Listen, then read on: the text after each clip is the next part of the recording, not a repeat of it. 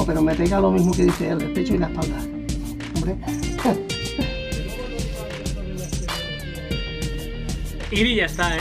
Dices tú de mí. Ya te queda menos. Nada, ya no puedo pasar. ¿Cómo que no? Me cago en la leche.